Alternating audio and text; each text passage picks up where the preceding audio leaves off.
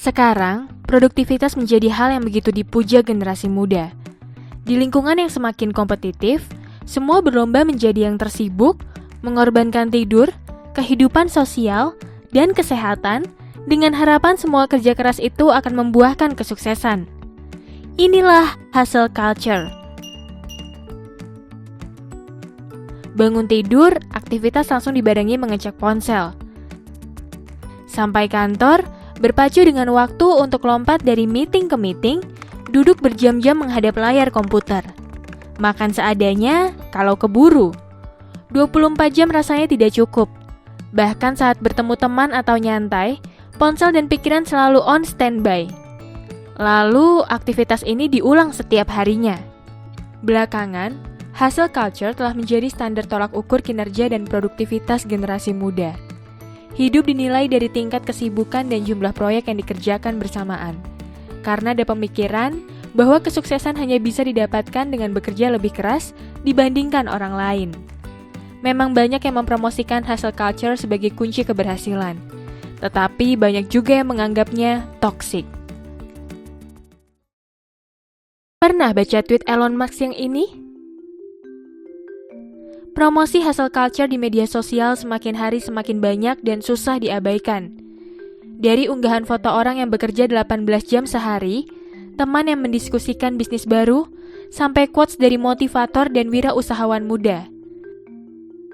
Katanya, pengorbanan seperti ini hanya untuk sementara. Tidak jarang kita pun menjadi merasa bersalah kalau tidak produktif. Menurut survei The Finery Report, mayoritas responden mengatakan lembur dan bekerja di akhir pekan itu lumrah. Banyak juga yang mengaku bekerja hingga 80 jam per minggu, jauh melebihi batasan jam kerja yang diatur pemerintah. Memang di beberapa sektor diterapkan batas maksimal lembur, tapi di sektor yang cenderung diisi anak muda, jam kerja sudah tidak relevan lagi. Survei Angkatan Kerja Nasional juga sama kesimpulannya, terutama untuk kota besar seperti Jakarta. Tapi kenapa generasi muda sekarang merasa harus bekerja lebih keras?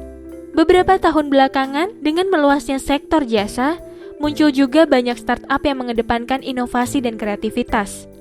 Hal ini menuntut produktivitas tinggi meski berada di luar jam kerja.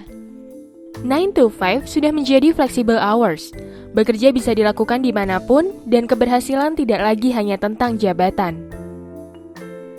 Di sisi lain, fenomena gig economy dan freelancing juga ikut berpartisipasi dalam munculnya hustle culture. Dengan teknologi, apapun bisa dijadikan komoditas untuk dijual, memicu semua orang untuk berkompetisi dalam mengembangkan gagasan.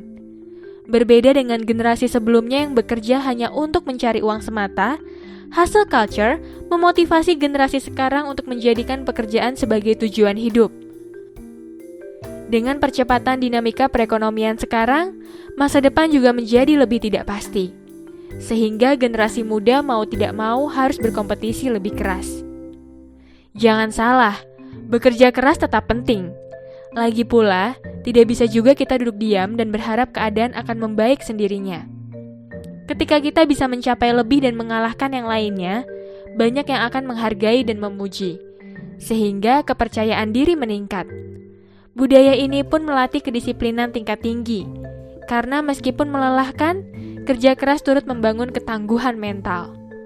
Banyak juga yang jadi termotivasi untuk terus mencapai sesuatu yang belum pernah dicapai orang lain. Awalnya, kerja berlebih mungkin memacu produktivitas, tapi menghiraukan batasan diri juga lama-lama akan berdampak buruk. Berbagai studi membuktikan, selain menimbulkan gangguan kecemasan dan depresi, jam kerja berlebih ternyata tidak berdampak signifikan pada meningkatnya level kebahagiaan generasi ini. Meski taraf hidupnya membaik, banyak yang malah akhirnya frustasi, mengaku tidak bahagia, dan berpandangan hidup negatif. Lama-lama, obsesi pada hustle culture telah mendorong krisis mental dan memicu terjadinya burnout, yang pada 2019 diklasifikasikan WHO sebagai kondisi medis. Gangguan kecemasan dan depresi juga menjadi salah satu penyebab utama menurunnya tingkat produktivitas kerja senilai hingga $1 triliun per tahunnya. Makanya, sesekali kita harus berhenti untuk melihat gambaran besarnya. Karena meski dijanjikan imbalan besar, Banyak yang akhirnya terperangkap dalam adrenalin semata. To-do list rasanya tidak habis-habis, sampai lupa bertanya pada diri sendiri, apa sih yang dikejar? Bukan berarti kita berhenti, tapi lebih sadar akan alasan dibalik mengapa kita bekerja begitu kerasnya. Pada akhirnya, semua orang memang berbeda dengan realita kehidupannya masing-masing. Sebagian orang memang gemar bekerja sehingga menggandrungi hustle culture. Beberapa lainnya mungkin tidak memiliki pilihan. Ada juga yang ingin lebih mengapresiasi hidup tanpa perlu mencemaskan pekerjaan setiap saat. Bukan berarti mereka tidak bekerja keras. Tidak ada yang benar atau salah, karena semuanya kembali ke keseimbangan yang cocok bagi diri masing-masing.